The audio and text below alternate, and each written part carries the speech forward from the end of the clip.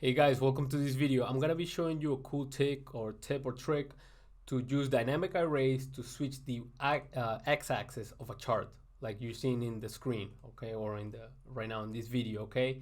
And also, I'm gonna be also teaching you to use the similar technique, but to switch the type chart or the chart type, yeah, between lines or column bars or bar chart, okay? So let's jump into the example here.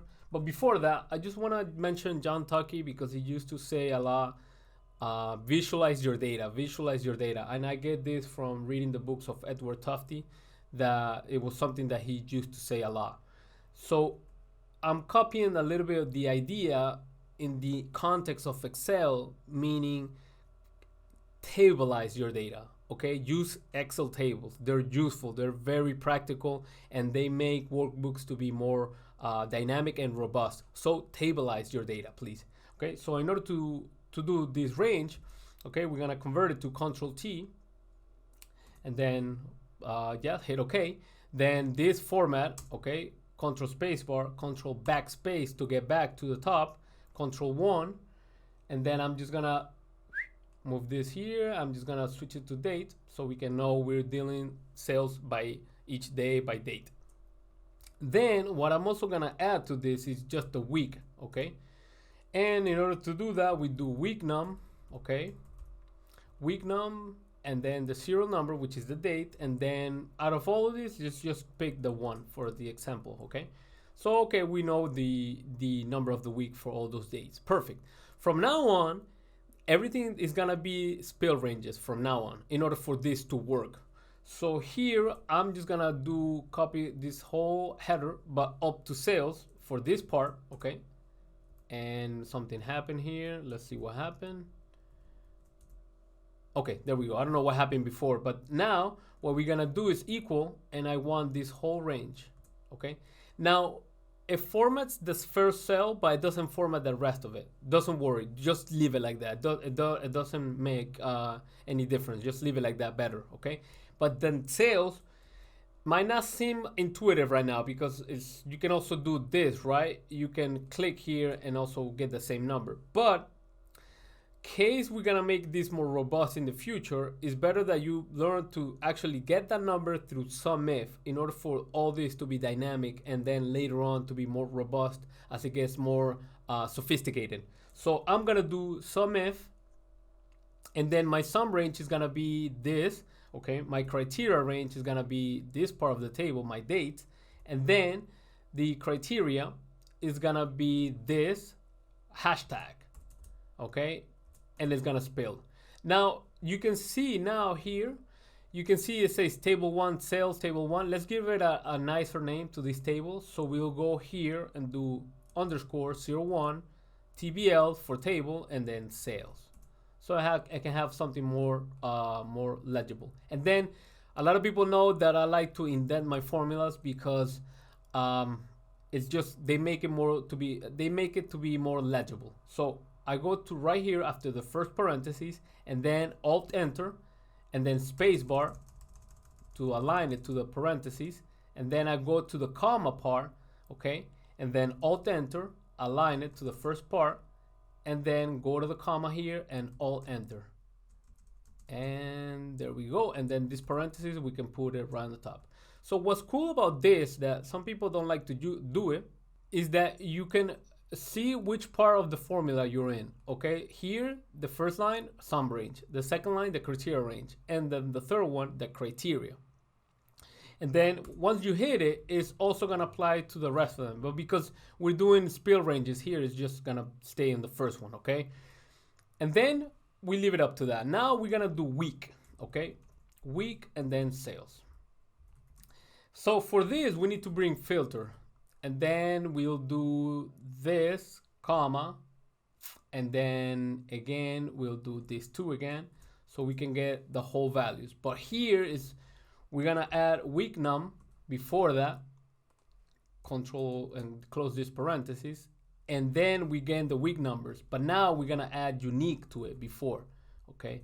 I'm assuming that you already know dynamic arrays, please, okay? Because if not, you're not gonna understand why I'm all doing all this. And the purpose of the video is just to show you how to use all this to switch the x-axis of the chart, okay? So I apologize for that. If this, I'm not going into too much detail, okay?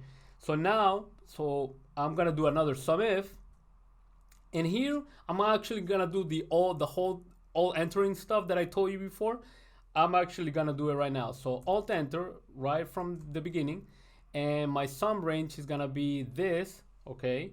My criteria range is gonna be my week number, and then actually, well, let's just do Alt Enter while I'm writing this, and then right here, comma, Alt Enter, and then hashtag, okay, this. Whoa, okay. Then let's just take out this. Let's reference this, but the hashtag had to go before, sorry. And then Alt Enter, close parentheses, and then, did it too fast. And then with spacebar, move this parenthesis here. So there we go. We already have it. So none of these spill ranges are gonna go into the chart. No. What we're gonna add a couple lines here. What we're gonna do now is the data series that is gonna go. So in order to do this, we'll do sales because that's gonna stay the same. That's not gonna change. But here we are gonna say if, okay? If this cell right here, which is gonna be my parameter, and actually just let's back down a little bit and just say parameter, okay? And this is just a generic name for this example because eventually it's just maybe you can also put condition. So we just do 1 for now, okay? 1, okay. And now we're gonna make this dynamic. So I'm gonna tell her if this is equal to 1, okay? If that is equal to 1, then do date, comma. If not, then do week. So, and actually, I don't know what happened there. It's actually, my bad.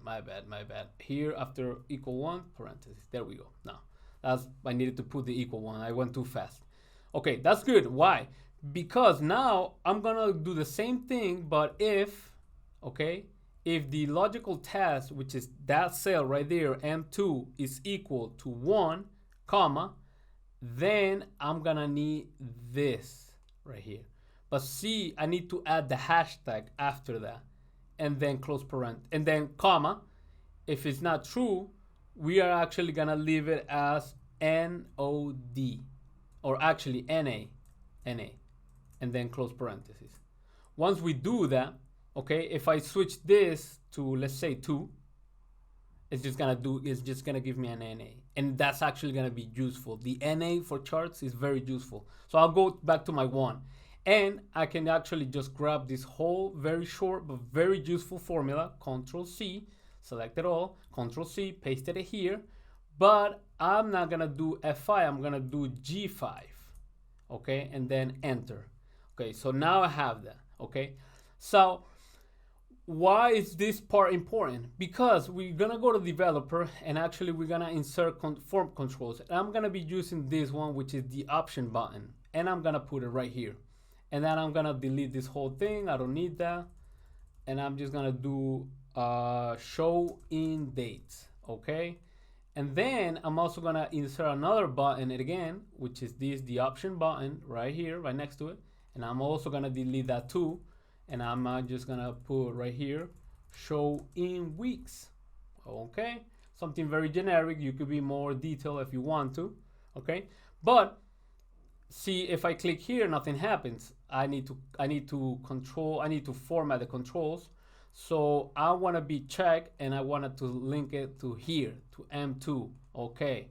And now if I click on this one, it automatically does it. I think this is something, I'm not sure if it's a bug about Excel, but it automatically does it. So it's something that you would assume that you have to customize it as well here, but it did automatically. So here, see, this is cool, because now what I'm gonna go back is to this formula, and I'm gonna enhance it. I'm gonna take out the NA, okay? And I'm just gonna say now, if that's equal 1, to make this more robust, we should actually just take out this and do another if. Okay, if this is equal to 2, okay, if that's equal to 2, then give me this value hashtag, and then comma NA, and then okay, let's do, because of this this table, I don't usually just click yes. I actually want to see where I messed up, and it's a parenthesis. So I click no, and actually okay, and then I did it in this parenthesis here, and then click okay. And now we're gonna do the same thing here. Okay, we delete this part and we do if, okay, logical test. Ooh, there we go. Oh, sorry for that. Okay, then click that equal to, then I actually want J hashtag or pound sign, and then if not, an NA. Okay, remember, because why NA? Because it's really helpful for your charts. And then close parentheses. Okay, now let's do this. Oh, yes. And this is what we're gonna be plotting. This is the whole trick of the whole making the x-axis more dynamic. Okay, so you can switch. Some people like to see it in a very granular way by date, but other people want to see it by week, a little bit more high level. Okay, then you have months, then you have years, then you have also quarters. Okay, so we're gonna insert a chart here, a line chart, and then we're just gonna place it right here. So in order for dynamic ranges or dynamic spell ranges to work in charts, we need to give it a defined name. So for this, and this is what's very cool, because it's very simple. It's not you don't have to elaborate a lot on this. Okay, so we know that the beginning of this spell range is L5. So I'm gonna call my name manager. Let's go through here, with the mouse, just to do it more slowly. And actually, what's happening here? Formula, sorry for that. Name manager, and then I'm gonna add a new one, and I'm actually gonna do date. Yeah, date, but actually let's just do x-axis for now. So we'll do, usually I do a lot of nomenclature, so I'll do define dn as a define name, underscore 01, so I can enumerate them, because usually I build a lot of them. So here we're gonna do the x-axis, okay, something generic for now. And then here on the L5, I'm just gonna add the pound sign to it. That's it. And then actually gonna do edit and copy all this, okay, and add a new one, because I'm gonna paste it here, but I'm actually gonna do 2, okay, because here I'm gonna put the x values, okay, for this. And then for the L, we actually gonna remove this M very carefully, put the letter M between the dollar signs, and then hashtag or pound sign. Okay, so we got our 2 values. Now we go here to the chart, select data, add, and then we need to add, what is the series name? Well, the series name we could use sales, sales. And then the series values, we can't just do this. It doesn't work like that. But we already clicked there, right? But we need to is just very carefully delete this part all the way to the exclamation part. Once we do that, then we press F3, function 3, or function key F3, okay? And we're gonna paste a name, a defined name. We're gonna paste the values, okay? The X values, okay? And then click OK. Once we do that, it pops up. Okay, and then now we're gonna do the x-axis, and this is where it becomes dynamic, because now I'm also gonna click here, actually here, and I'm just gonna delete this whole thing, and I'm gonna do F3, function key F3, and I'm gonna do the x-axis and click OK. Okay, click OK. So it doesn't have the format yet, don't worry, but let's just test it. Oh yes, this is what we want. Okay, we're switching an x-axis, we're making it more dynamic. Okay, and we need to bring us a format code for this. Like, I don't know it from top of my head, but when I was building this, this is the format code. And we actually gonna copy, well, let's just copy the whole thing and let's just paste it here. You're also gonna get a copy of this workbook, so don't worry. So this is what we need to bring, okay? But let me just explain this format code, okay? Let's just give it a little bit of space to this, and yep. What is this format code saying? The format code is actually doing a little bit of conditional formatting here. And I think I have to put this. Okay. What it's saying is if the number is below 60, if it's below or equal to 60, then format it this way, okay? If it's above 60, then format it as a day/month. Why 60? Well, that's arbitrary. I actually can just put 53 because that's a maximum, the maximum number of weeks that a year can have. But I just wanted to just put 60. But you can do 53 or you can do 60. Either or, it works, okay? And then if it's above 60, then give me a proper date, okay? So once we have all this, actually we copy this whole thing, Control C, just this part, okay? After the 2 dots of axis, you don't copy that, okay? Control C again, Control backspace, yeah. And then you click on the x-axis, right click, format axis, okay? If it's like this, you can also pop it out. And then I like to do that, sorry. It's just more flexible to do work on this. And then we go to for number, okay? But it's under axis option.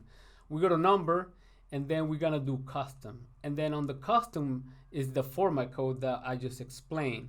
And then Control V, and we actually just close this because I don't think I can allow spaces. And once I do the add, let's see. Okay, this is nice, okay? Because now it's actually giving me the dates, okay? Show weeks, show dates. See how it switches? This is nice. Now, if I click here and I make it a little bit smaller, maybe it fixes it, maybe it doesn't. So what I do usually with this kind of things is that I actually plot it on a XY scatter plot or XY scatter chart because it really adjusts the label density of the x-axis. So the only thing that you need to do here, if you already started doing it as a line chart, is that you need to just switch the chart type and switch it to an XY scatter chart. Yep, click OK. And then I think we're gonna have to format this again. Actually, let's just go, and I think I selected without lines and I don't want that. So let's go back, and I actually want this one right here. So here again, just click on the x-axis and click format axis, and then we go back to the custom, and actually we selected this custom code that we already built. So this one right here. I don't know why there's 2. This should be 1, but there we go. See, check out the label density. It adjusted proportionally to how many dots are being plotted. So I mean, not proportionally, sorry for that, but it's not cluttered, you know, it's not overwhelmed. So here the only thing that we need to do is just couple steps for extra. Just Control 1, so make it more this. The line, I'm just gonna do the width. I'm just gonna download it to 125, and then the marker, I'm gonna select a built-in circle, and I'm just gonna lower it to 1. But I'm also gonna play with the border. I'm gonna do a solid line. With the fill, I'll do solid fill color white to see how it goes. Yep. So there we go. We have a, it looks a little bit more readable. And then if I choose weeks, then see, it's doing the same effect that I wanted. See, we're doing weeks, and then we're doing dates. Okay. Sweet. So I think the video is a little bit long. So in another video, I'm actually gonna explain the same thing. I mean, we're just gonna go a little bit faster to how to do this example here, okay? How to switch between lines and bars, okay?